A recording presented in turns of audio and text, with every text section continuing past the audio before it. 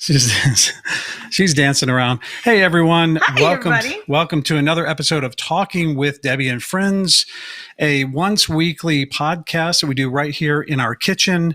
This is the sister series or the companion piece to Cooking with Debi and Friends. We do that show right in that kitchen behind us every Sunday at 12 noon. I am Travis. I'm the co-host this evening, and I'd like to introduce my lovely wife, Debi Gutierrez. Hello, everybody. Welcome to the show, and thank you so much for joining us again for another fun conversation. Yeah. Yep. I'm looking forward to it. We've been looking forward to this one for a while. We knew this guest was going to come on for a while now. Let's just recap a couple of things. First of all, I'm on vacation. So we took Sunday off. Vacation! Because I needed a little break, you guys. Yeah, so I'm we tired. took a break from the cooking show on Sunday, and we were going to go forward with it and then take next Sunday off, but he needed a good, proper 3-day weekend. So yeah, I did. That's what we did. Yeah, so he's on vacation, and we're having a lot of fun. We're watching movies. We are doing everything from apocalyptic movies to documentaries to what else? Yeah, all kinds of cool stuff. Yeah. Watching some old movies at nighttime too. And film noir. And I'm sleeping in, which is really bizarre because I never really sleep in. I'm usually up at a little after 6. Yeah. Get an early start. So it's kind of weird to sleep until 7:30, so 8 it's o'clock. A staycation. Yeah. It's a staycation. So thank you guys for bearing with and giving me a week off. I know Debi and I both appreciated a little bit of time, but you guys also chimed in on the web. You did. Telling us, enjoy and have a great week. And so thank you all for that. Yeah. I'm feeling rested already. And look at all these people coming on already. Yeah. Looking forward to chatting with you guys. Yeah. So should we say hi to people first? Yeah, let's do that. We've got quite a few. The first one I want to say hello to is Suzanne Denlinger, who is in Texas in Conroe. And it has been quite the adventure for her. Mm-hmm. And we've been in contact with Sandra Valls and her sister Connie, who are the stars of Playroom Karaoke. And so we want to just check in on Suzanne and Jack. They made it home okay. Pipes were all right. They just went through a lot. And then there's Mike Bilberry and Linda, who are in a cold snap as well, where they are. Of course, your dad, where he is, and the Kanemaachers, where they are. I didn't realize we were going through. Where's Carol Heikkinen? My dad. Oh, Carol is in Texas. In Texas. Carol, are you okay? She's out in Flower Mound, which is not too far from DFW. Wow. So let us know you're okay with a thumbs up, everybody. Hello, Lemieux. I'm so happy that you joined us. Mike and Linda. And of course, I texted a lot of Bishop Almont Lancers to see if they'll come on tonight. So, and meet with an old friend. So we didn't have a show on Sunday. Last Tuesday, we had Kate Lane, who went on to book 2 more podcasts on end of life planning. And so that was a real eye opener. Oh, Mike says they're at 71 today. That's why everybody gets sick, because they're at like minus 12 and then they go up to 70. So, yeah, Carol is saying that they have heat and power and internet now. Oh, Carol. Yeah, because I checked in with her last week, and she said that she and BG, her husband, were taking turns getting the coffee maker. When the power would come on real quick, they'd get a cup of coffee or the microwave. So we're glad to see that you've got heat, power, and internet. Tina Augusta Ruicia, welcome to the show. We are warm in Florida. Well, we're warm in California. We're warm in Cali, We live in paradise just like you, and we're happy to have you on the show tonight. My dad said it's 65 there today. Sounds good there, Tony. Yeah. So who do we have tonight? Tell me a little bit about this guy. Well, this guy I've known longer than you, longer than all of the kids. I've known him forever. I've known him since I was like a kiddo. And then we went to Bishop Almont to teach together. We were teachers together, young teachers. Oh my gosh, if I had a nickel for every time we laughed until we cried, I'd be a rich woman right now. He was just a wonderful teacher, an amazing coach, a terrific friend. And his name is Ray Lokar. And the reason I wanted to have him come on is because he's always posting really uplifting and positive messages on his Facebook and his social medias. It's always very positive, like literally coaching people through life. So he's the director of Gold Standard Coaching, providing a long sports culture consulting administration, consultants, coaches, chalk talks, parent programs, and student athlete assemblies.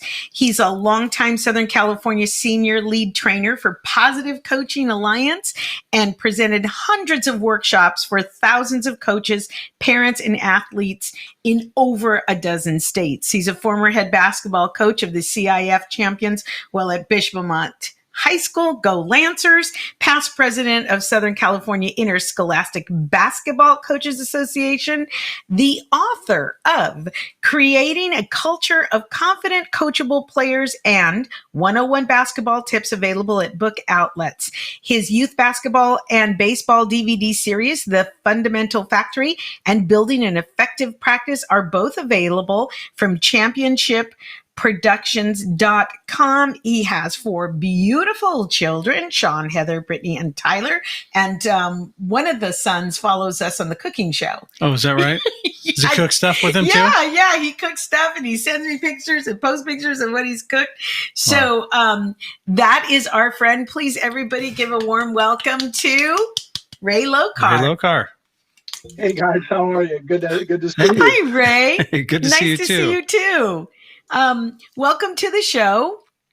No, it's great. We have been through this journey. And one of the things, like you said, my son's kind of a novice cook. I'm a closet foodie, so it gives us a good outlet in the kitchen. And he's becoming a pretty good chef.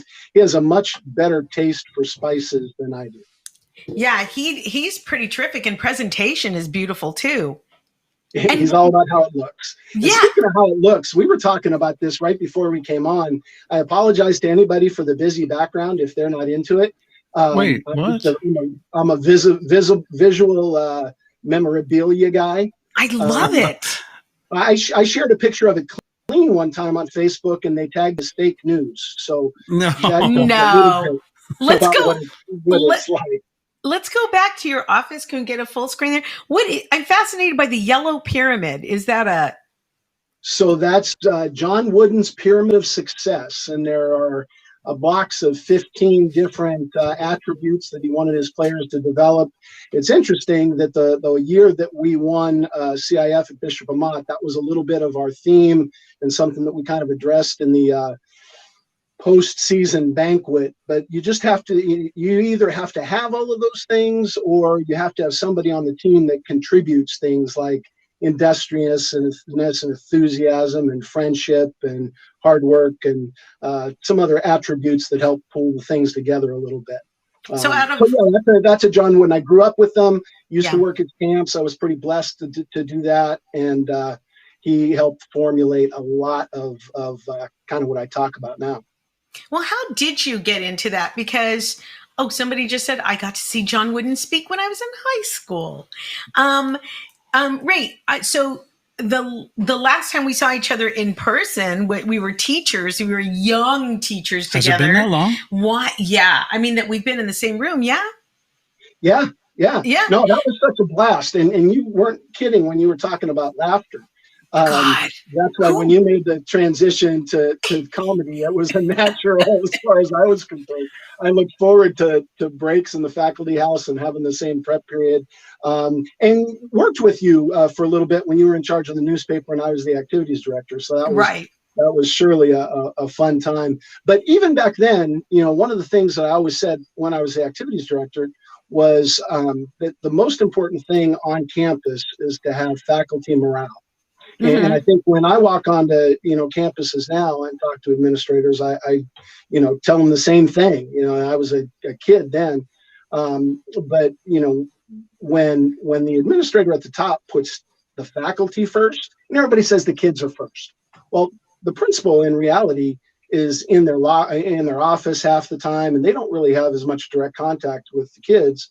So if the principal puts the teachers first and hires teachers that they know are going to put the kids first, then everybody is good. And I thought we had that back then. I thought it was a really cool time.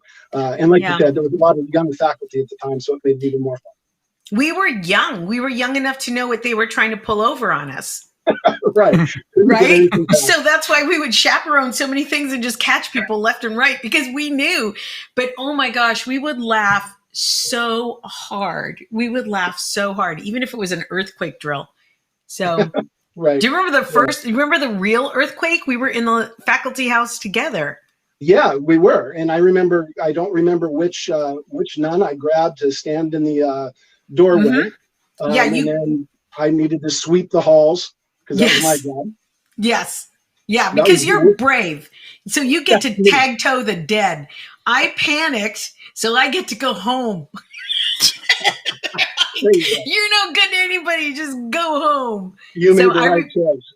But I remember you laughing and playing around, and this earthquake, it shook. Was it a 7?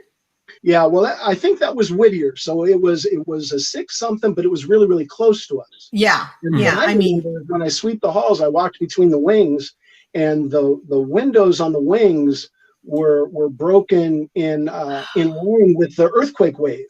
You know, as you went from room to room. And I thought that was the most unique thing, especially for a guy that was teaching earth science back then. It was, it was a project. Yeah.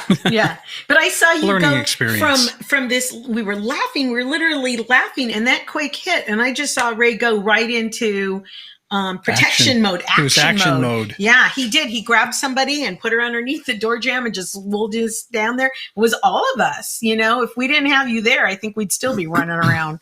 So, Bob Parsons. Yes. Yeah. So Ray, that's the last that I've been, with you, and we had experiences together. So what made you go from teaching into full-time coaching and speaking? So that's interesting. So I left Bishop Vermont and I coached at Pomona-Pitzer College for 9 years until my oldest son got to high school, and I never get a chance to see him play again. So I came back to the high school level, eventually got the job at Western Christian High School as the head basketball coach there. And all summer long, I was at Western Christian and my son was at South Hills, and we were just going to leave it that way. I told him the worst reason to transfer is because Dad got a job. And he came home from school the first day after his basketball practice, and he said, "This is crazy. Why would I want to, play for somebody else?" So I got to coach him in high school, which was an amazing experience. That was fantastic at Western Christian. And then I was there while he graduated in 2001. And at the same time he graduated, the previous Bishop Vermont coach left, and that opened up that job. So I was able to come back as the head coach. And that was the year that we won CIF. So congratulations! Yeah, thank you. That was fun. I think somewhere up here there's a poster or something. But at the same time, I was the president of the Southern California Basketball Coaches Association. I'd been around long enough to work my way up to that. That's a full-time gig right there. Yeah, it was kind of fun. I mean, we had coaches from Santa Barbara to San Clemente, basically. So that was a good time. That was great. And I got to be mentored by some amazing older coaches, and I think learned to appreciate that role that they played in my life. And so I was invited to this thing at Cal State Northridge called the Mentor Coach Institute by Positive Coaching Alliance. And, the first day I spoke up too much, go figure. Right. And the founder and executive director, after I commented, he said, "Can you see me at lunch?" And I thought I was in trouble. And go to the principal's office. Pretty much. Yeah.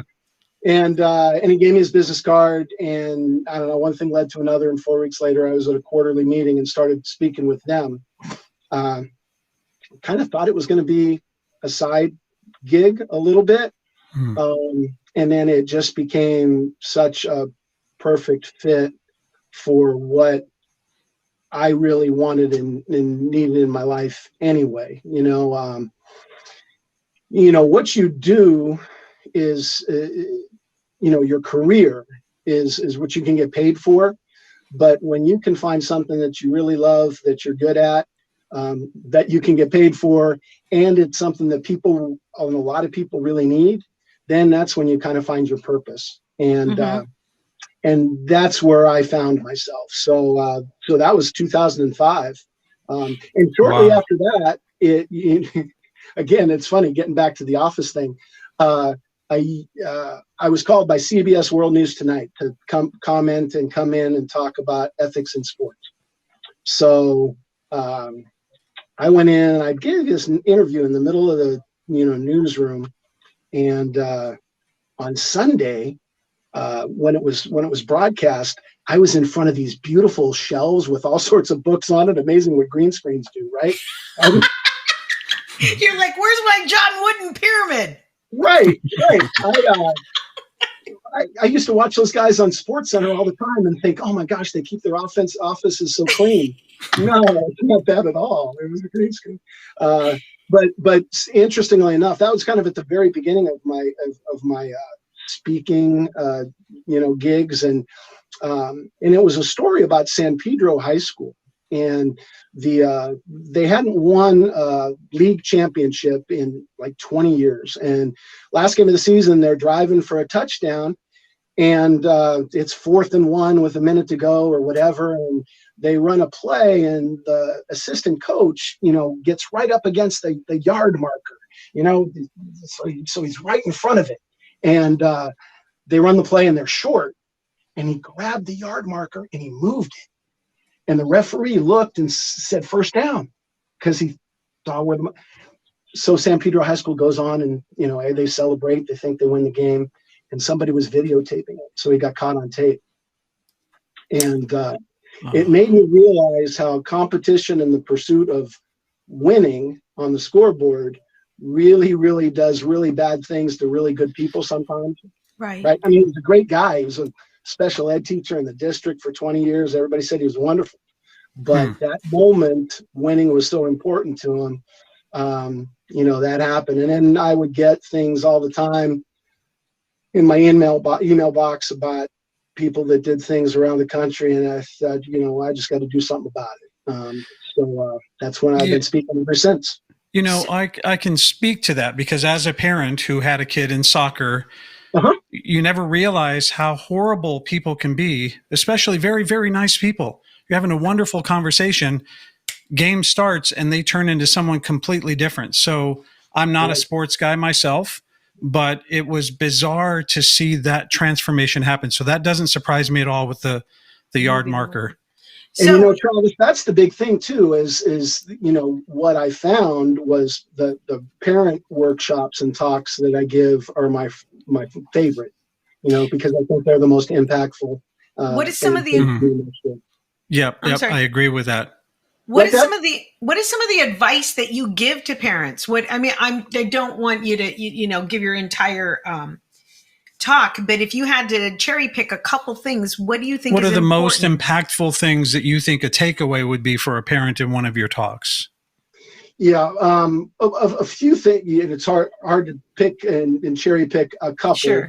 But two things I think that are really important is, my older kids were all really successful high school athletes and students, and then I have another son that was born in 2002, and right about that time, a book by Carol Dweck came out called Mindset. And I would suggest parents, teachers, or anybody that works with people, get this book, Mindset, and it kind of explains what goes on in our heads a little bit. And her theory is that people have two different kinds of mindsets, either fixed or growth mindsets. It's kind of become a thing, and a lot of people talk about that. But essentially, we tell our kids that they're so good. You're so talented. You're such a good soccer player, such a good musician. You're so smart, and they start to believe it, right, when they're young, and they think that their achievement is because that they're gifted and talented. And then comes a time when everybody's gifted and talented, and they start to struggle, right? And those kind of kids are the kind of kids that don't really want the challenge because it makes them look bad, right? Everybody's been telling them that they've been, that they're so good, and they kind of hit a plateau where people that are raised and praised for their effort and their work, like, why you got an A on your math test because you did all your homework, or you're making all those shots because you stayed after and shot extra, or you listen to your hitting coach or your music teacher or whatever, right? You so is it effort. Yeah. Is it safe to say that you're not a fan of everybody gets a trophy? Well, I'm not a fan of making the trophy a big deal, right? Right. And I think that a lot of Yeah. people I do that, like that. Yeah. right? And that's different though, Travis, right? I mean, look behind me. Do you think I like memorabilia? Right? So I think that the trophy itself, or whatever the kid gets at the end of the season, I think that is simply what it is. It's memorabilia. And whatever we do as parents and coaches are going to define what that memorabilia means to that kid, Mm-hmm. right? If they put in a lot of effort and they had a great season and they won, then maybe they're going to remember that. Or maybe they worked really, really hard and they lost and they were disappointed and realized that they had to work a little bit harder. But I think when you just give the trophy to the winning team, sometimes there's a player on that winning team that might not deserve the trophy either.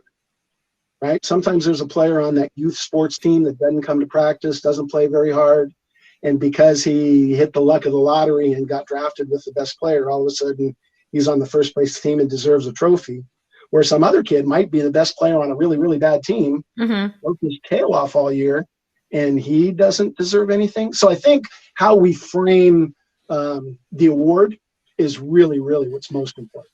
Right. That's an excellent response. And I love the fact that the focus is on the experience, because nowadays we are not trained and we're not geared towards enjoying experiences. We want the gratification, the payoff.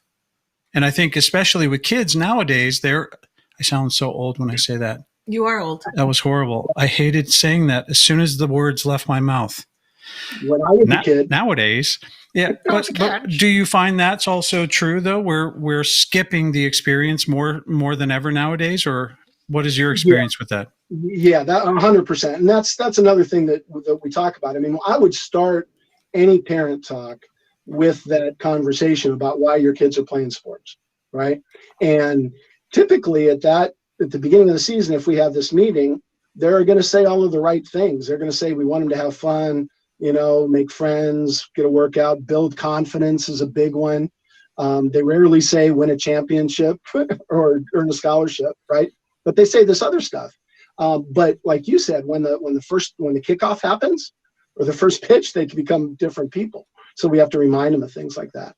So, creating that partnership between the parents and the coaches to work in the best interest of the kid is, I think, the biggest thing. So that you focus on not the result, but like Travis said, the process along the way. And by figuring out, I guess that would be when I said there are two things. The mindset is the first one.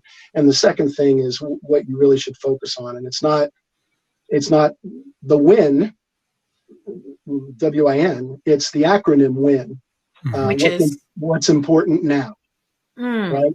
So right at this very moment, what's most important?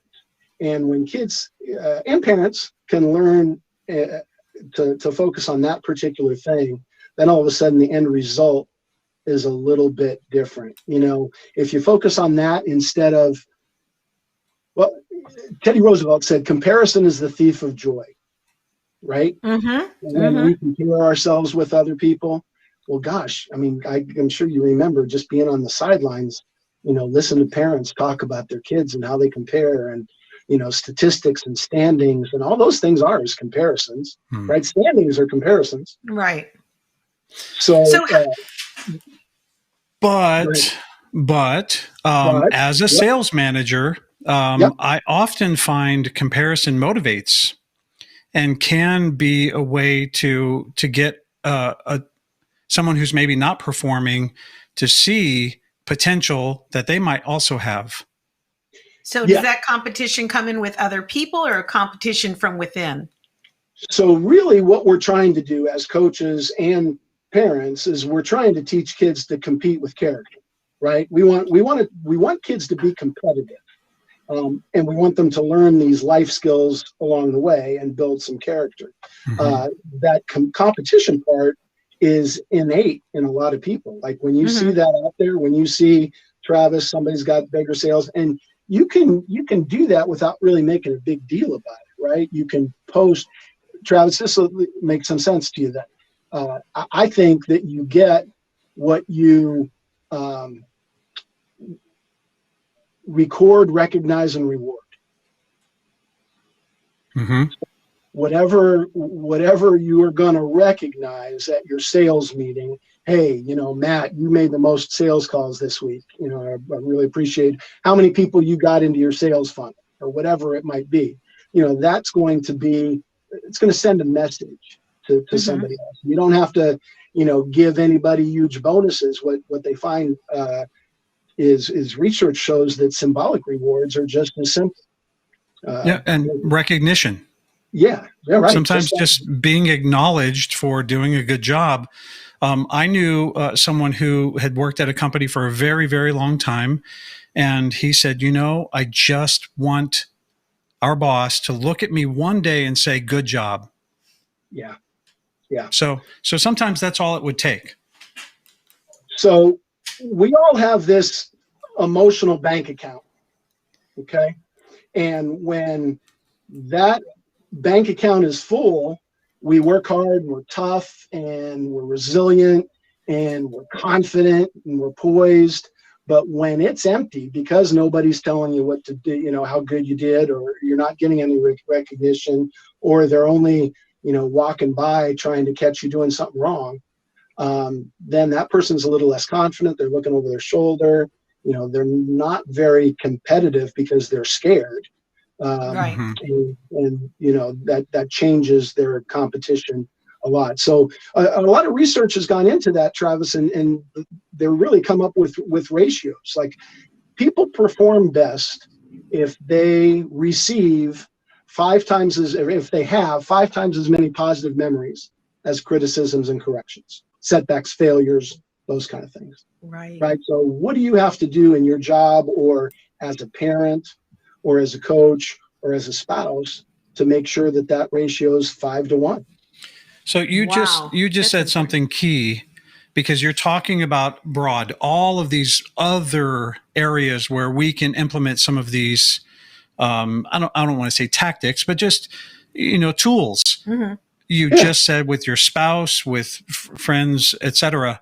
I'm not sure how many of some of our friends, and I know we've got friends who do have kids aged in sports and things, but what if we wanted to take some of this stuff in your materials and apply it to a relationship or familial settings?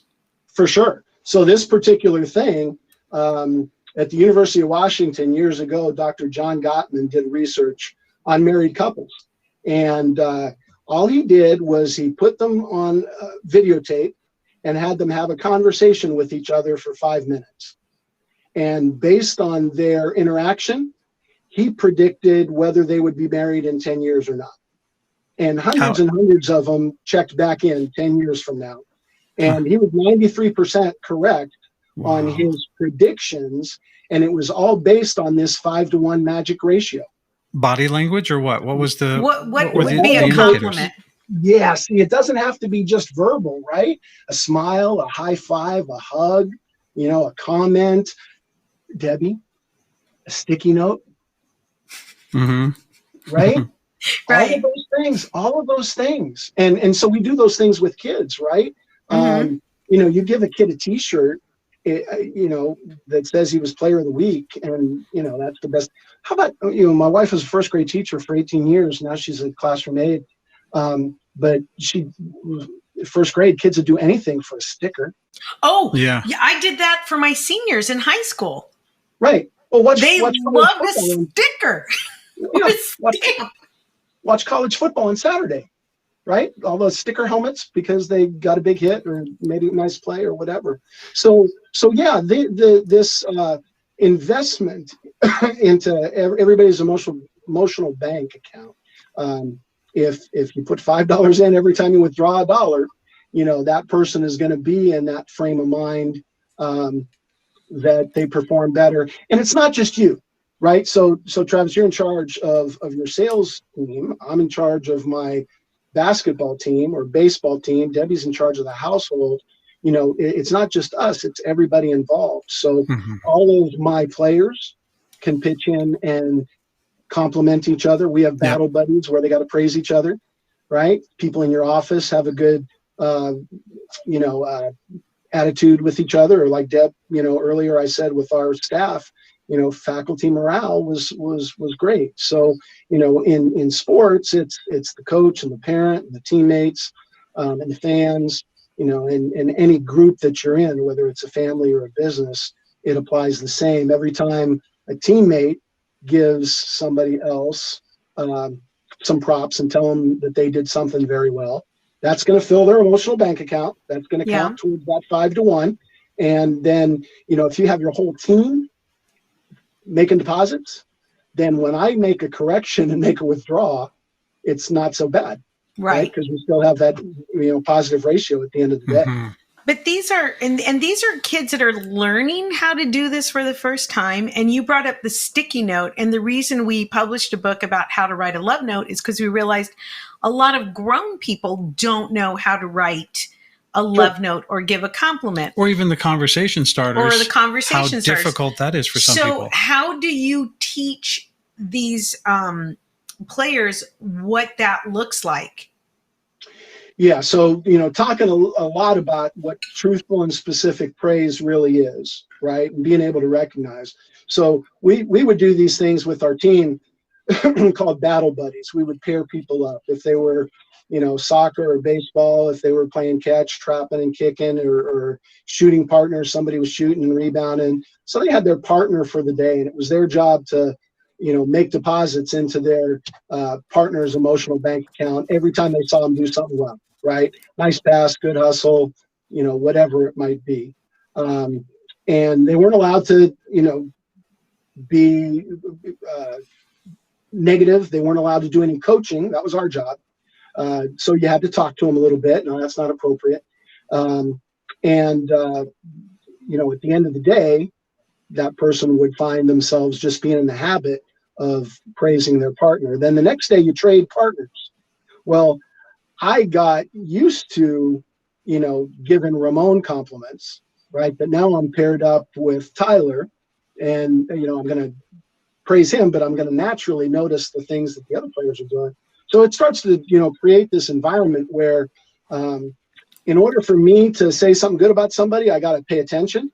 Mm-hmm. So it creates that dynamic.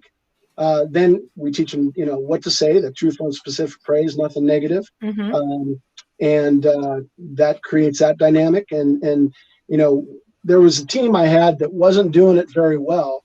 I kind of went on a post-practice rant, and this little smart kid in the back, he said, "Coach, so we got to go 8 for our teammates."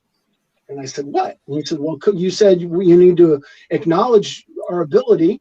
We wanted the players to acknowledge each other's ability. We wanted them to praise their performance and encourage each other after errors." So he put together this little acronym, a little 13-year-old kid. It was great. Yeah. And it meant a lot because it came from them, which was even better. So we talked a lot about that's what it looks like. Going 8 for your teammates means that you're going to acknowledge that other people have ability. You're going to praise their performance, and you're going to encourage them when they make an error. I remember when I was teaching, and for a real quick story, if you allow me. So I taught my kids, if they're bored in class, you find a teacher in the class that bores you the most, and you're going to do these following things. You're going to nod your head. You're going to pick up your pen. You're going to take notes. You're going to make direct eye contact. You're going to raise your hand. You're going to sit forward, all this stuff. And they noticed that they did better in that class, and they only had to do it for a week. And then I had this one kid, God bless his heart, and he came and he said, "Wow, for that week, I was doing really well in that class." But then he stopped because the assignment was over. So, right? Yeah, I'm done. So I failed to give him the sticking point, you need to, this is how we learned this here, and this is a life lesson that you take out. So how do you teach your athletes, this is a lesson that we do with our partners. How do we now put that into our life's work? Yeah. So there's 2 things there. One is things are going to go bad in an athletic sense or an academic sense. There's going to be things that happen. I'm going to fail a test. I'm going to strike out. I'm going to miss a shot. or whatever. You got to move on, right? And worry about the next play. So we talk a lot about the next play. 3 things that we want to focus on. We want to focus on our personal best. We want to focus on improvement, and we want to focus on the next play, and nothing else, right? What I'm doing right now, whether I'm trying to get better and be able to move on. Now, it's hard to move on when you make a mistake or things aren't going well. So we practice some things. Something that, again, sports psychology thing. My oldest son got his master's at Cal State Fullerton, and he was in a class with Dr. Ken Ravizza, who was like the grandfather of sports psychology. And he came up with this flush it theory. And he took it to Cal State Fullerton's baseball team. They were having an average season, and he put a toilet in the dugout, a toy toilet, like one of those things that we would get from Spencer Gifts. You push a button and it would make the flushing sound. And when they made a mistake or something went bad, they would flush it, and they would say next play, next pitch. You tell stories because they end well, right? They won the national championship. So it kind of became a thing. All of a sudden, he started working with the Angels, worked with Tampa Bay, worked with Chicago, UCLA. So Ken Ravizza talks about flushing it. And so we would say that a lot. We would ask players to come up with a recovery routine. Maybe it's flush it. Maybe your son or daughter makes a bad play and they look at you in the stands, because that happens a lot, right? They look at their parents way more than they look at the coach. And the parent can help too, right? The parent can say brush it off, or no sweat, or flush it, or I love you, or whatever. And that will help the kid get over it, because what's going to happen is the kid's going to make a mistake. He's going to mess up. He's going to look at mom and dad and see if it was okay. And they say, flush it. And then, he's going to make another mistake, and he looks, and eventually he's going to stop, right? You wean them from the need to look. And so they need to be able to recover that. Some baseball players will do things like, you'll see them in between pitches. They'll pick up dirt and throw it away, crush it, throw it away, get back in the box. My son's college baseball coach right now, 2 weeks ago, they were talking about, you got to come up with something to do when things aren't going well, right? You look at the numbers on the fence or the foul pole. So these are things that pros, college people, and little kids can do to help them get over that mistake a little bit. And then they've got to act like you said, it's no big deal. I'm bored, but I got to act like I'm not. Right? I'm tired in the morning. I had a late night game. The bus got back at 11. I got to be at my 8 o'clock class. My hoodie's over my head and I'm dragging. Well, that's how you're going to behave. That's how you're going to perform, right? But act like you got a little life, right? Say hi to people, high five them. Yeah. Get a little bit of energy. Yeah. And I can't remember. I think I was headed to Florida, and I was reading an article in Harvard Business Review, but not because I read Harvard Business Review. It was in a tweet that had a link that sent me to I would have just stopped at Harvard Business Review. No, you have to say that with your pinky up, though, next time. Because when I fly, I just read crap. But the women's basketball coach there talks, she uses the phrase, act as if, right? If I'm tired, act as if I'm not. If I'm bored, act as if I'm not. If I don't believe myself, act as if you do. And it's like, fake it till you make it, right? And eventually they're going to, like you said, the kid in class, he's going to do better because he didn't act like he was bored. He did what he was supposed to do. Right. Yeah, when I got out of the Marine Corps, I didn't know this, but I brought that mentality, fake it till you make it, into my next career. And it's because we'd be on these 20-mile hikes with 100 pounds on our back, and we're all there pumping each other up, saying, hoorah, hoorah. We're screaming. We obviously feel horrible. It's the worst feeling in the world. You know that there's still 10 miles left. You're only 10 miles in, and you're looking uphill. Fake it till you make it worked a lot for me. For a lot of guys, it would piss them off, and they would just get grumpier, but that would just make us louder. But then when I got out of the Marine Corps, there's a store called Successories. I don't know if you remember that. Yep. They used to be in the mall. And I had a coin for a long time, fake it till you make it. And I used to carry that with me because sometimes you just be feeling like shit. You just, everything feels like it's just crushing you down. And even just putting a smile on your face, the world doesn't know. And somehow it just changes things. So I'm a firm believer in that little phrase. That's awesome. And that's what you do personally. But the other thing that you said there is that you all tried to pick each other up. Right. Yeah. So it's that whole team thing that created that 5-to-1, ratio that we're talking about. And then the worst thing is how we beat ourselves up, right? The self-talk, right? We make things worse. Oh, we are always our own worst critic. I can't make it. I can't do this. This sucks, right? And so I talk about the golden rule times 2, right? What's the golden rule, Deb? Love one another? No. Do unto the man with all the gold gold makes the rules. That's not the right one. Different one. Different one. Do unto others. Do unto others as you want to do unto yourself. There you go, Travis. That's why I'm a comic. I had a coach I used to work with. He used to say, "Between me and Ray, we know everything." And then ask him something, and he'd say, "Ray knows that one." Yeah, right. He's got that one. Yeah, so Travis had this one, Deb. You're okay. But the golden rule times 2 is don't say anything to yourself that you wouldn't want someone else to say to you either. Mm-hmm.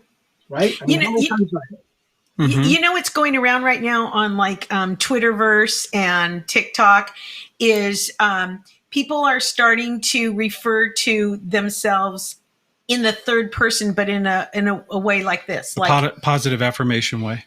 Well, like, don't do that to her. Like if there's a mountain of work to do and it's bedtime, and you say, well, I'm just going to go fold laundry, or I'm just going to open up this ledger, or I'm going to, and you replace yourself with the word her. Don't do that to her. And all of a sudden you see yourself as somebody deserving of respect and understanding because you have put that pronoun him or her there, Absolutely. Absolutely. It's funny what words do in your head, right? Mm-hmm. Like, we talk about, I'll do this in an athlete workshop. We'll talk about the power of the big butt. And they, big butt. Yeah, they laugh at that, but with one team. Okay. Like, what does the word but do? Like, Travis, tell me this. So you've been busy, vacation starts and you tell Deb, okay, we're going to go out to dinner. And she comes out and you tell her, God, I love the new color hair. That's awesome. Your makeup is great. No, Deb, I really do like the new color hair. Thank you. The dress is nice, but those shoes. Right? You just negate the positive that you put. Yeah, that's all of it's wiped away. It erased it all, right? Mm-hmm. So what you got to learn to do is to use the word "but" for good instead of evil. Okay. How do you do that? So you put the negative thing first.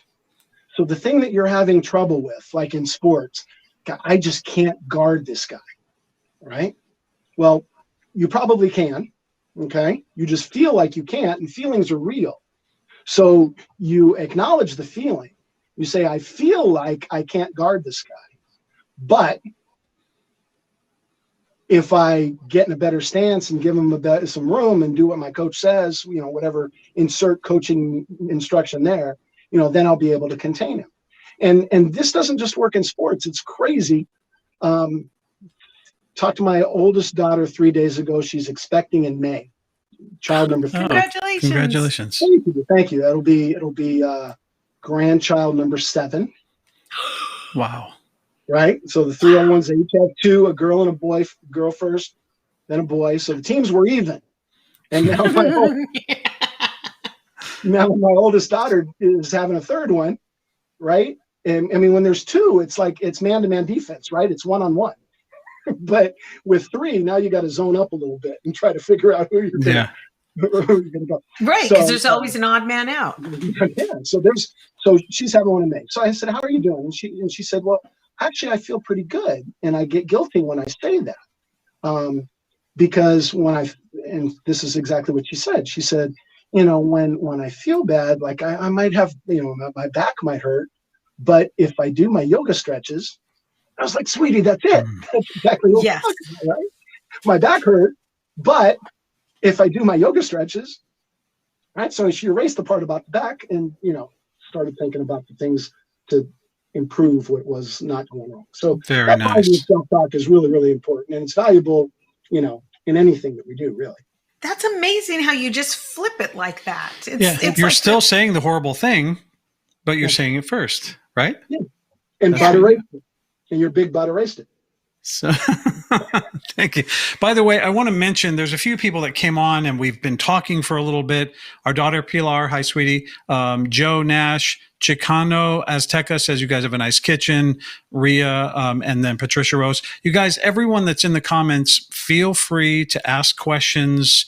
Coach Loke is here. Lokar. I'm just saying Loke because that's what it says. What, my kids call me Loke half the time. Really? I'm good with that. Brad Garrett nicknamed me Goots, and it just stuck. Goots. What are you gonna do?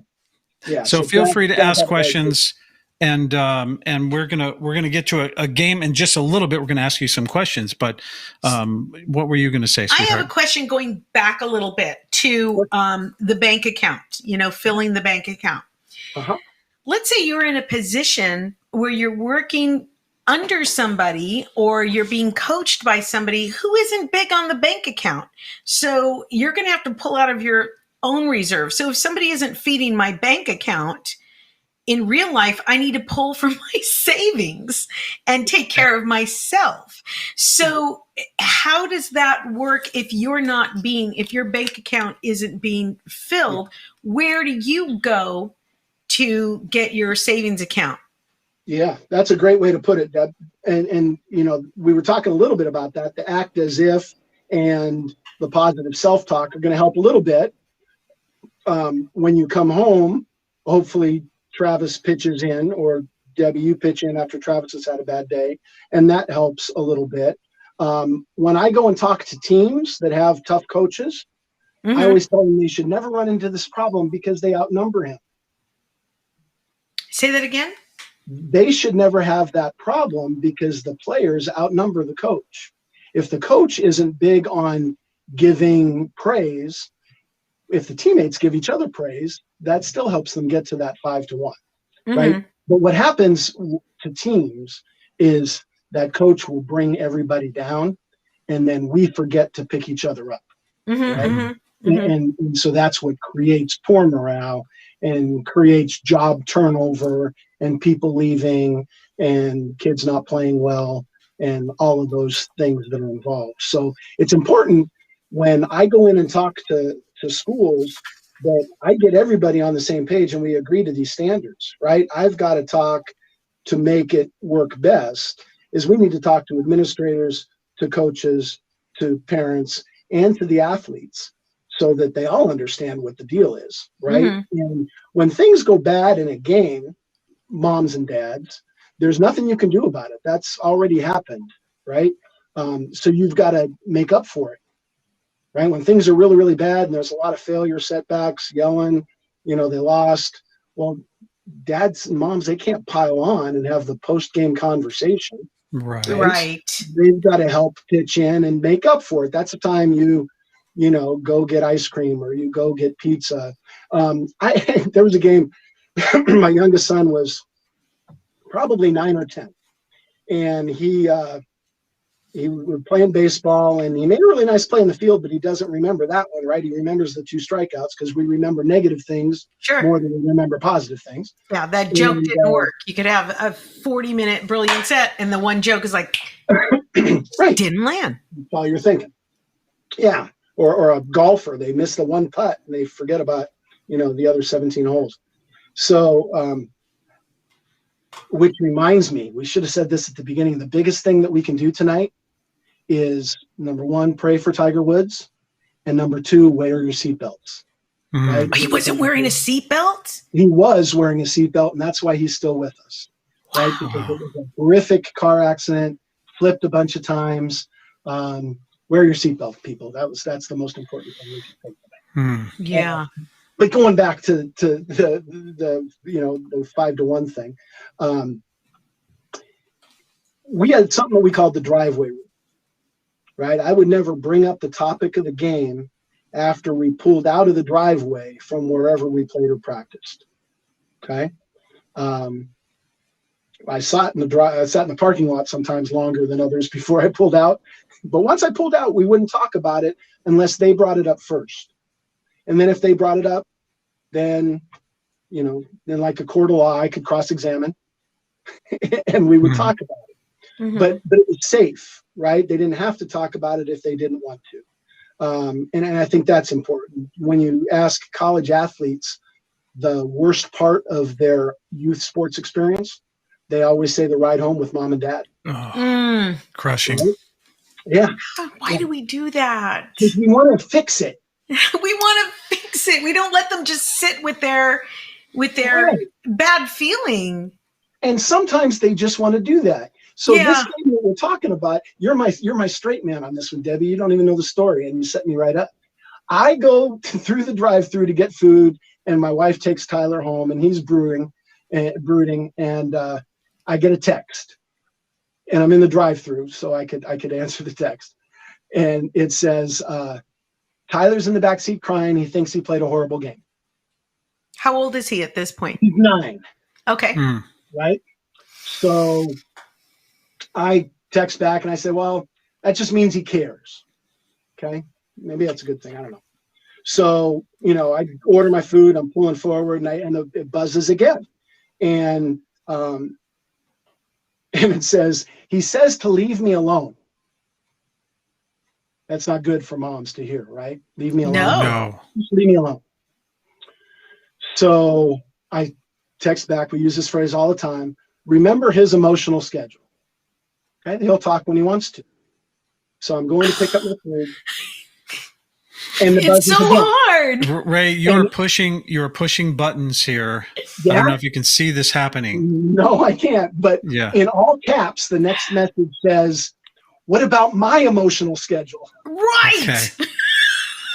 Right. Yep.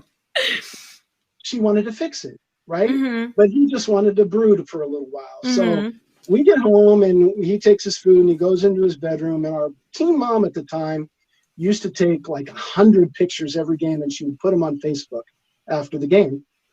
So about an hour later, he comes out and he says, grumpy, he says, Dad, can we look at the pictures? So we look at the pictures. And, every little kid picture looks like it's a home run or a great play or a toothless grin with their arms around each other. Mm-hmm. And he started to remember all of those, fun times that he just had all day. And about picture number 22, all of a sudden he was over it and it was done. Mm-hmm. Right? Because he replaced those negative memories. Right. But we got to get out of the way sometimes, right, Travis, and just let them be.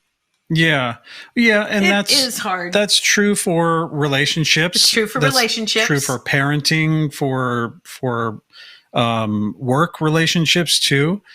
I think something, I'm going to paraphrase this, but Debbie used to, maybe you can talk about the Oprah comment, just feel those feelings or something. She used to say that all the time. And it really resonated with me. And still now when I'm in those moments and I'm just going, wow, this is really just a horrible place to be, but I need to work through it. Nothing she says or does can change anything about it. Sometimes I need to work through it. But then sometimes you need to see those photos of the good times too, to get out of that mindset. Like, wow, I'm really just creating a worse environment here for myself on this. We have a question. Go ahead. No, go ahead. Question. We have a question from one of the viewers and we have a comment. And the comment is, I will use these thoughts with my grandchildren. Thank you. And then we have a question from Brittany Allison. I'd love some advice. Do you know Brittany? Yeah, yes. A little bit. Okay. Is that your kiddo? Yes, that's my youngest son.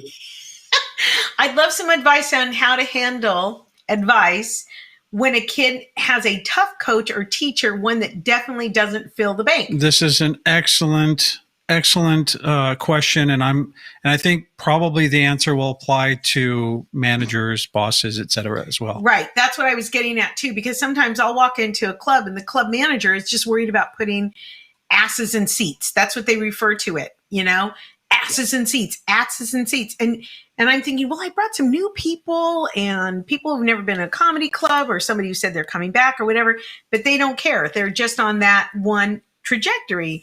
And I know in sales that can happen too. Somebody's not filling your bank. So she says, one that definitely doesn't fill the bank. So how do you handle that? Yeah, again, if I go in and I talk to the leaders and the bosses and the coaches and everybody on the team, it's important for everybody else to notice that. I will give a story that might work a little bit. When things aren't going well for a player, they're going to feel bad and they need their teammates to help pick them up. We talked about that a little bit before. Travis's Marine buddies, teammates filling the emotional bank instead, and being there for them and sharing previous experiences. I will share a really proud moment, actually, that young Brittany Allison might remember. When Brittany was a junior in high school, she was probably one of the fastest and best players on the softball team and could have started. But because she was fast, they needed her on the bench in case there was a time to put in a pinch runner or they needed a bunt, or she was a situational player and she was more valuable to the team that way than if she played all the time as a starter, because then she would go into, situations when they were important. So that was her junior year. Her senior year, she was starting. She was, one of the players. But there was another little girl who was really, really fast that probably could have started and didn't. And we were giving Grace a ride home one day. And I was just quietly driving and I was a fly on the wall, and Grace was complaining that she wasn't playing and she wasn't getting her emotional bank filled. And Brittany turned around and said, it's exactly where I was a year ago. But what I noticed was that every time I went into the game, it was an important time. And it made me more valuable. I had to wait my turn. Now I get a chance to play. And so she provided that leadership and mentorship. Yeah. That helped that player get over it, right? Right. And so when we are able to notice and have our eyes open, right, our head on a swivel like you have to when you're playing sports, and looking for other people that need our help, I think that's something that we can do anywhere, right? In the community, at home, in the office, or in sports. If we're looking for people that need help and they need their emotional bank filled, then we need to help do that. Because certainly there's going to be times when the boss can't do that or doesn't do that. And I think the other thing is sometimes you recognize that that's that boss's personality, and maybe you listen to what they say instead of how they say it. And sometimes that helps a little bit. But the biggest thing that sports does is it teaches you to embrace the struggle, right? And be able to get through it and overcome those kind of things, right? You're going to get knocked down, you're going to fail, you're going to lose, you're going to come back and do it again. And when you learn to do that, you become more successful. A few years back, they started to talk about tiger parents, those parents that were really pushy. And then all of a sudden, the popular term was snowplow parents that clear the way for their kids and remove all obstacles. Right. And I don't know what we could call this group of parents, but I think it's good to place obstacles in front of our kids.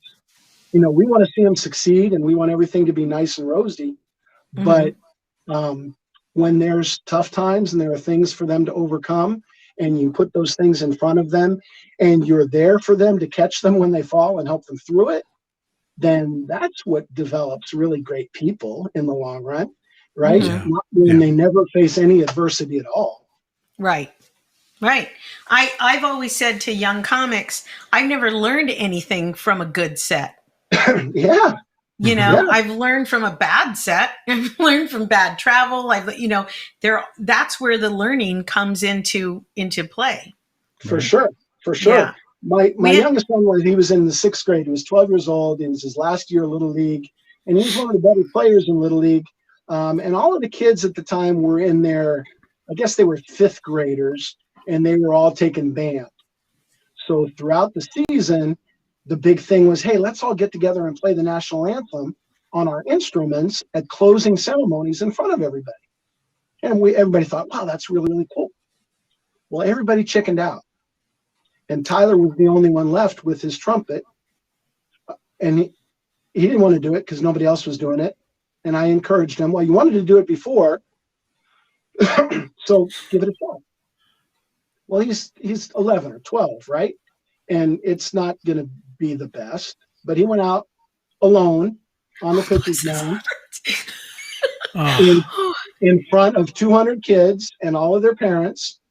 And he starts the national anthem, and it was a pretty good 12-year-old national anthem until the 3rd or 4th bar, and he missed a note and couldn't find it. And he stopped, and he took a big breath, and he looked down at the dirt on the mound, and he started again, and he nailed it. Nice. And that was way better than doing it perfect the first time. Yeah. I mean, that taught him so much. You saw this kid overcome this thing. And Right. the audience probably learned too, as they just sat there and waited and supported him. Yeah. Yeah. And then the kudos when you come off, let you know that, hey, if you can overcome almost anything, right? Yes. He taught everybody a lesson. Wow.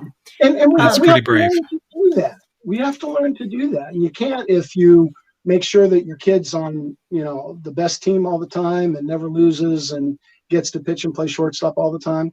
That kid never learns that. Or put them in a fake rowing team so that they can go to college of their choice. Exactly. Ask Brittany if I answered her question. Did you, Brittany? We have Ria Myers-Kanemacher, who is a behavioral therapist. And she said, when I'm trying to increase a parent or teacher's use of positive reinforcement, I try to find examples that fit their style. A parent might not be comfortable with big over-the-top displays, but they might be comfortable with a high five or a thumbs up. Yeah. And that's what I loved about your signs that you had, brush it off. No sweat. No sweat. I love you. that. Yeah. Just a little symbol. Brittany said yes and thank you.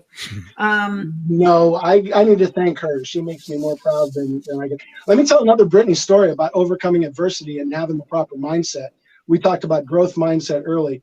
Brittany played 3 sports in high school and wasn't going to play anything in college until the track coach saw her working out and talked her into running track and cross country in college. So she, her team goes to the Western Regional Finals at the end of her sophomore year. And she calls me back up after the race. And I said, honey, how'd you do? And she says, Daddy, I came in 143rd. And I was really quiet for a while. I don't understand. Yeah, that's not a number you often hear. No. And so I wanted to ask how many people ran, right? Because it was the Western Region Finals, right? So there are hundreds and hundreds of people. And she said, but I ran 50 seconds faster than my personal best, and I got to run against a girl that was 3-time national champion. So I did pretty good for me. She reframed it nicely. Yes, she did reframe it nicely. That phrase, I took that with me, since then. I use that. If we do pretty good for us, right? We don't have to remember. I went back to the comparison is the thief of joy. If we want to compare ourselves to the 3-time national champion, we're going to suck. Absolutely. Right? But if we want to do our personal best and improve and worry about what's next, then we're gonna be able to have a pretty good success. Absolutely. And, I want to say that what you're saying is hitting so many notes with me. And as a mom, our kids weren't involved with sports, but they were involved with drama and theater, and it kind of have the same kind of community and spirit and lifting each other up. And they had to count on each other. You know, you don't learn your line, I'm stuck here trying to, you know, carry the scene through. And then, and they all worked behind the scenes as well. And I know coaching, speech, and debate, a lot of what you're saying, is applicable to marriage, sales, just, you know, when your kid has a bad day, life. Yeah. Band, choir, drama, drill team, cheerleading, anything like that, where you have to work with a group and there's a dynamic. Your newspaper, probably, when you're that. The debate, Brittany debated at the University of Laverne. I never win an argument with her anymore. So I don't remember the finish, but she debated internationally in the World Championships in Turkey, in Antalya, Turkey. Wow.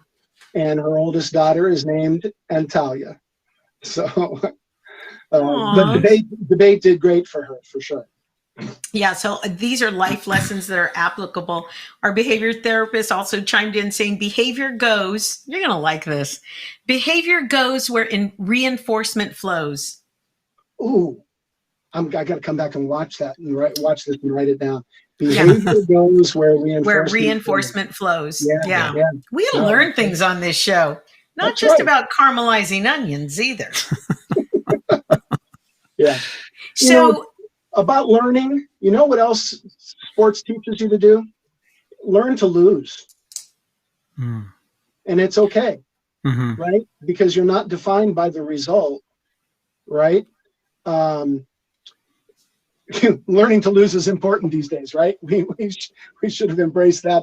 Never mind. Let's not get political. No, I know what you mean. Nobody contested the Super Bowl. No. You lost. You lost, you son of a bitches. I shouldn't say that. Eric Bieniemy was coaching that team. Yeah. When I went to coach at Pomona-Pitzer College, that first year we were playing the number 7 ranked team in the country. They were a scholarship team. We were not. And we were winning most of the game. And so you can imagine the fans are, all fired up. And, down the stretch when it gets towards the end of the game, the more athletic team starts to play a little harder and bigger, faster, stronger takes over. And they went ahead of us by a point. We came down and scored with 7 seconds to go. And we're ahead by a point, and our guys are all excited, and the fans are all excited. And then the other team made a 75-foot shot at the end of the game to win it. We lost at the buzzer. And so, it was my first year there. I had just left. I had just come from coaching Rama when we lost in the finals to Mater Dei. That was depressing. And so I'm, slumping back to the locker room, and the kids are sitting in the locker room with their heads down. And coach talks to the newspaper guy, and he comes in and he bursts through the door, and he's got this big smile on his face. And I'm thinking, this guy's crazy, right? We just lost. And he said, don't let a lucky shot in the last 7 seconds change how you feel about your whole performance. Right. Right? Right. So Travis, your salespeople, they can do everything that they're supposed to do. And at the end of the day, the guy just might say no. It just might not be right for them. But that doesn't change the process.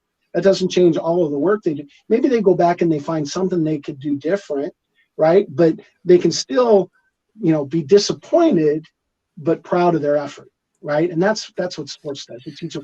When I watch I'm an American Idol junkie. I'll admit. When I see somebody that doesn't get the golden ticket and they go and scream and cry and curse in the lobby, I always turn to my wife and say, that person didn't play sports. Yeah. Right? Somebody in our audience said that the guy that used to live in the White House Did we mention must not have played sports. Right. Didn't get it. No. Didn't get it. Yeah, I think learning to lose, learning to accept failure is a very, very underrated skill because we don't always win. And if you're not prepared, then it could alter how you go into the next endeavor, the next game, or your next relationship, or the next conversation you have with someone. It'll alter your entire perspective. So I think it's very underrated. Absolutely. Very, very And I know it's not what happens to you, it's how you respond to it. Yes. Yeah. And I know just in my business, when you would audition for something, you give it your all. I am that character. I am who you're looking for. And then they go with somebody different. It was important for me to watch that show and see why they went in that direction. And then it made sense. She'd go, oh yeah. That she was right for that part. Yeah. Yeah. So, and I'm wondering if in sports too, that you can just appreciate a great play or skill in the other team. Yeah, 100%. I mean, if you try your best and do your best, and personal best, we played as well as we can. We did what we were taught. And sometimes you're just beat by somebody else, and you got to learn to get over it. And we as parents or coaches can do a lot post game or after the fact to help kids get through that. Right, when we try to overanalyze it, sometimes we got to make up for it. And I mean, I've had, my youngest son had a couple of devastating losses, and we had some really good all-star runs in baseball where, eventually we had a team that went to the World Series. He got to pitch against Korea back in Illinois, which was pretty exciting. But along the way, we had some losses in previous years, and, went out and had a good time afterwards. I remember losing, I don't know if Ruth Villasenor is on, but she lives down in Lakeside, California. And we had a tournament down in Lakeside and lost and went to this pizza. Somebody said, let's go have pizza. There was a pizza place around the corner, and I pull up, and it was called Better Days Pizza Bar and Grill. That couldn't have been more perfect, right? So we spent a couple of hours at the Better Days Pizza Bar and Grill, and we're going back to the car, and I hear my son tell, some other kid, that was the best loss ever. Right? I mean, it was devastating, but you got to spend some more time with your guys, and you make up for it a little bit and get over it. And that helps you handle, like Travis, you said disappointments later. Oh my gosh, the last 10, 11 months, right? How disappointing this has been for how many kids and how many people nationwide. Oh yeah, they train all these years and years, and then they can't play. I'm sure you've heard a lot of that. I was watching some news article on one of the shows we had, and this kid was in tears, and he said, I've trained all through high school, and now I'm in college, and I can't even play, and it's done. It's over. The season's over. Or the kids that were going through high school, and now they were getting ready to try to be, the scouts were looking at them for college, and it was done. So yeah, very, very devastating for some of those guys too. And there's just nothing that could have been done about that. Well, my youngest son's a class of 2020 baseball player that went through that whole thing, the recruiting thing, and worked out great, ended up where he was supposed to be. But this is the year that you're preparing for when you're going to have your big senior year, and all those things are going to happen, right? But my oldest son, Sean, is now an assistant basketball coach at Pomona-Pitzer College, the same school that I was at when he was a kid, which is an interesting story. But last year, they were one of the best teams in the nation, and they were in the Sweet 16 of the basketball tournament in March. And March 12th, they were getting on a plane to go to Illinois to play in the Sweet 16. They boarded the plane.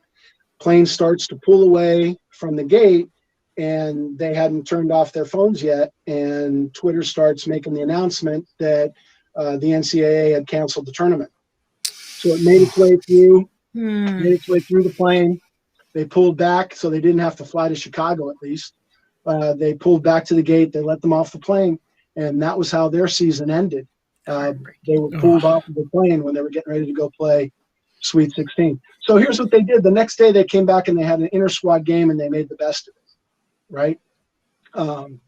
My youngest son, after it was clear that they weren't going to play their senior year, he came home one day and he said, "You know what, Dad?" He says, we're living history right now. right? I mean, people talk about the Spanish flu and the Depression. All those people have all these stories about all the things that happened during their lifetime, right? Whether it's Katrina in New Orleans or Harvey. And I mean, everybody's had tragedy during some, and this is just ours, right? So when I have grandkids, I'm going to have a story to tell them. Right. Would he have been able to say that if he didn't go through that sports career and we didn't prepare him to deal with disappointment and stuff that way? I don't know. Right. Yeah. And his story is not unique to his, contemporaries, but for his kids and his grandkids, that is going to be a very unique time to hear about. Yeah. Yeah, for sure. For sure. Ray, where are you going to be speaking in the future? Boy, that is a great question because so much of it is public, right? So I do some Zoom things here and there, but as soon as schools open up and little leagues start, I'm available to go speak to little leagues. Like I said, we talk to board members or leaders, coaches, parents, and the athletes as well. I think that at this time in some of the discussions that we're having,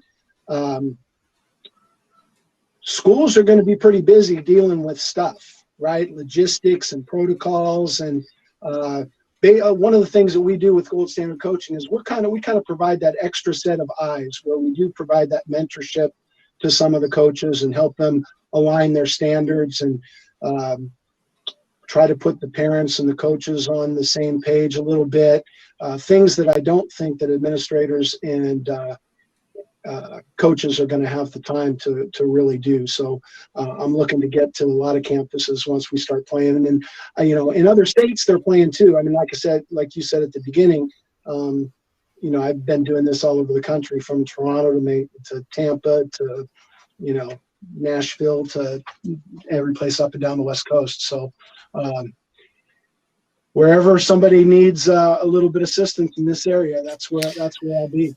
Well, I just put on the lower third all of your information, how to find and follow Coach. Wow, I just misspelled that. I'm going to take that off because I hate that I misspelled that, and I'm very inattentive about that. Let's go. CH. Sorry about this. Hey, you guys, I'm going to put up Coach Ray Lokar's information. You misspelled coach. Yeah, it said Coach. You're not a coach. Twitter.com/Coach Lok, L-O-K, Instagram.com/Coach Lok, Coach Lok at goldstandardcoaching.com. And you can find him on his website, goldstandardcoaching.com. Please follow him online because, like Debbie said at the start of the show, he is posting some very inspirational stuff. And also you may know someone that needs his services. And absolutely, we want to make sure that we're supporting guys that are out there doing your work. And I, for one, as I was looking through your materials that you sent over, I thought, God, this is really, really important stuff. And I was very much looking forward to this conversation and thankful that we were able to have you on. Yes. Well, me too, Travis. And I'm glad that you were able to recognize the crossover, that it's really not all about sports, right? I mean, that's why, Phil Jackson and Nick Saban and Tommy Lasorda, rest in peace, used to go talk to Fortune 500 companies, right? Because it's all kind of the same thing. My oldest daughter played basketball at the University of Redlands and got her doctorate. She's now a physical therapist. But when she graduated, gosh, I was going to be so excited when I could go pick her up at the hospital for lunch and hear them say, "Paging Dr. Lokar." And right before she graduated, she got married. So she's Dr. She changed her name. Yes. Dr. Thomas. I didn't even get that. Right? Honey, can you hyphenate for a year, please? Yeah. But on graduation day, she said, I said, "Gosh, how did you make it through all this? I mean, it's so tough, the labs and, the basement and the cadavers and she said, Daddy, I never would have made it if it wasn't for shooting slumps and losing streaks." Right. So the tough stuff that they go through, those are good times. Why would we rob them? Right. Why would we rob them of those lessons? Yeah. Right. Let them struggle, help them up, move them on to bigger and better things. Absolutely. That's our job. So, right. As people are sending in any last minute questions or anything you want us to tell him, we got a comment here. Such amazing inspiration. Very relatable. Thank you, Coach. So we play a little game here called Would You Rather? And it's just kind of a fun, would you rather do this or that and why? So do you want to play? Go for it. All right. All right, we're going to start the music. 1 second. Here we go.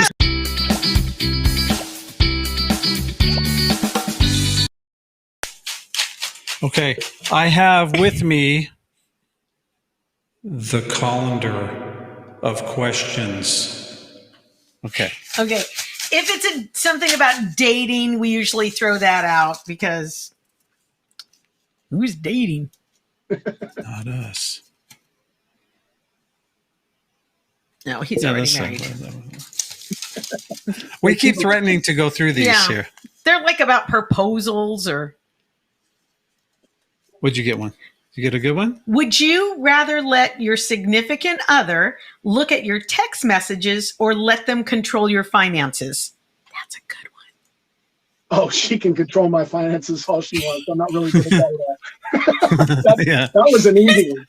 That's what Travis said. He goes, if I controlled them, we'd live in a box. Yeah, we'd be living on the side of the freeway. Poor Travis thinks he makes $20 a week because that's what I give him.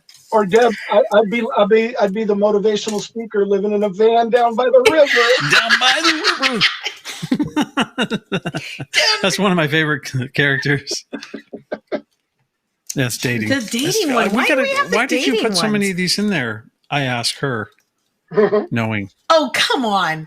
Would you rather give up brushing your hair or brushing your teeth for the rest of your life? I would give up brushing my hair because I'm losing them fast. Yeah. Here we go. This is a good one. Would you rather always say what you're thinking or never be able to speak again? We asked the speaker. Oh, right. Yeah, I would always say what I was thinking. I couldn't not speak. Oh, could you imagine not being able to white lie someone, though? And now I have 2 COVID questions I ask everybody. Okay. Number 1, what was your strangest purchase you made during COVID and shelter in place? Strangest? Something weird. One thing that I never bought before was a mask, and now I have about 8 of them. Yeah. Okay. Yeah. It's kind of a bizarre thing to have purchased. Yeah. I suggested bread maker to Kate Lane when she was on. I go, like a bread maker. She goes, I bought a bread maker. And that's what she's been doing. And if you could quarantine with 2 other people in your house, living or dead, who would you quarantine with? Oh, I mean, I know this is going to sound corny, but I feel guilty at how well the last 10 months have gone for us.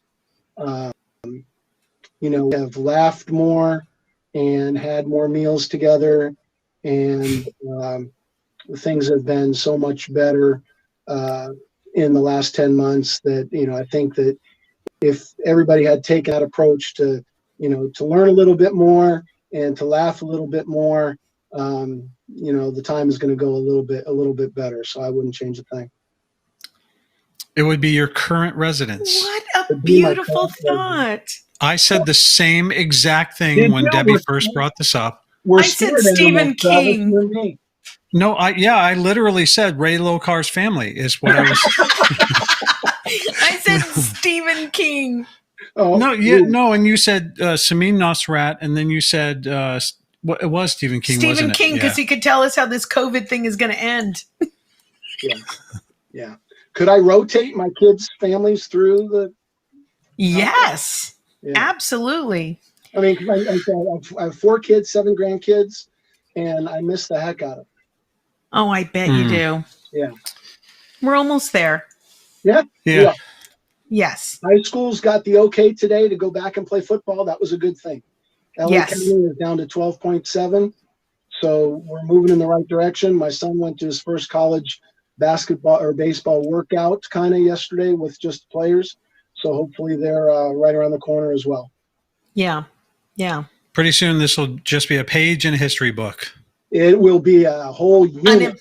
An important unit. It's true.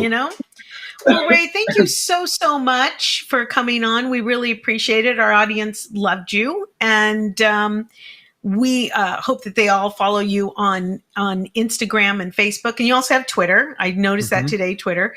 So we really appreciate you coming on. This was a lovely experience. It was terrific to catch up with you. And I think you really inspired our audience.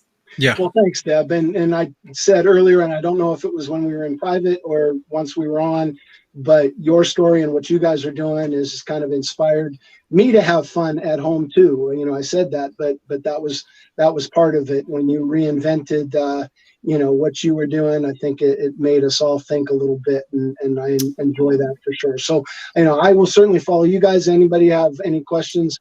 Catch me on social media, and maybe I'll come out to your place and talk too. That's great. Thank you so much. Thanks, you, Ray. Thank you, Travis. Good meeting you. Nice to meet you too. And it's been great. Thanks. Bye. Bye-bye.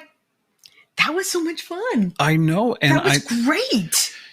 I think though too, a lot of what he was saying is applicable to relationships, to work, to friendships, and neighborhoods, communities. I mean, it just the way everybody interacts, like all those lessons. Well, something important that Brittany said, love that it's not just about one coach, one teacher, et cetera, et cetera. It's about the whole team and community. From the very beginning of Cooking with Debbie and Friends, it's been almost a year ago, we set out to bring around us our community that we couldn't get together with. We couldn't hug. We couldn't, fellowship. We couldn't hang out and just make music or do any of that stuff. So that's really what this is about. And when the pandemic hit, that's when we really, really realized how important that community is. Right. Not that you don't know that outside of it, but with what Ray's doing in his work, he's talking about planting seeds in these kids so that they go out and take these lessons and these tools and they plant their communities and they become active members of communities that are not just in it for the trophy. Like he said, we're in it for the experience. So these lessons work on many, many levels. And I'm just thankful that he came in tonight. I am too. Everybody, thank you so much for joining us tonight. Join us Sunday when we will be cooking. We'll be cooking. What are we making? We're making pan-fried cod for Lent. Although, as Jimmy Kimmel says, all of 2021 so far has been Lent. Since the pandemic, we've been doing Lent. We're going to do sauteed cod and coleslaw. Yay! That sounds really, really wonderful. Yeah. And next week, we're going to have the president of the Buzz Network Television. Buzzer? Mm-hmm. Yes. The game show. I want to say Game Show Network, but that's not it. No, it's Buzzer Network. Buzzer Network. And he is the what? He is the president of the network. Development. Or something. Stop it. So, you guys, we live stream Cooking with Debbie and Friends at 12 p.m. Pacific Standard Time right here on the same channels you found us, Facebook and YouTube. That's the same place where we're at tonight, 7 p.m. on Tuesdays. We do the podcast Talking with Debbie and Friends. You can find us on our website, cookingwithdebbieandfriends.com, Instagram at Cooking with Debbie. Tony Pizzo? Okay. Yeah. That's the guy from Buzzer. Right. The guy from Buzzer, which is, if you are lucky enough to have that, to watch it, it's all those game shows from the 70s. It's fantastic stuff. Fun game shows. So if you're a fan of game shows, especially those that were in the 70s, and you watch Buzzer, let us know, send questions, because he'll be here to answer them. Yep. That's going to be very fun next week. Also, just a reminder, we take the audio from these shows that we live stream, and we put them on Spotify, Apple Podcasts, iHeart, Stitcher. Please, wherever you're at, give a thumbs up, subscribe on YouTube, subscribe on the podcast. It helps them know that that we're doing good stuff, that you guys like what we're doing, because we really want to keep doing this, and that's all we're doing it for, just your praise. Just to know that we're making a little difference. Yeah. All right, guys, we love you. Good night. Good night.